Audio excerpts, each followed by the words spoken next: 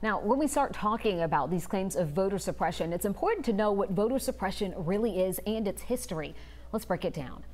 So what is voter suppression? It's actually part of the U.S. Legal Code, Title 18, Section 594 to be exact.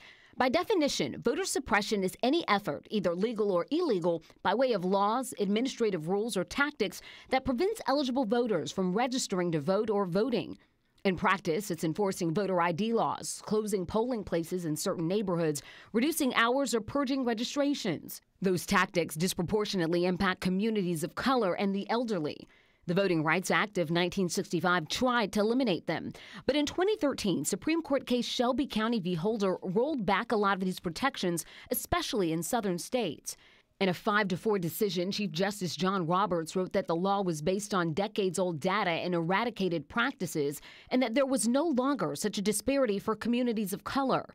Justice Ruth Bader Ginsburg famously dissented, "That's like throwing away your umbrella in a rainstorm because you're not getting wet." Since that decision, 25 states, many in the South, have put in place new voter restrictions like ID requirements and cutbacks in early voting.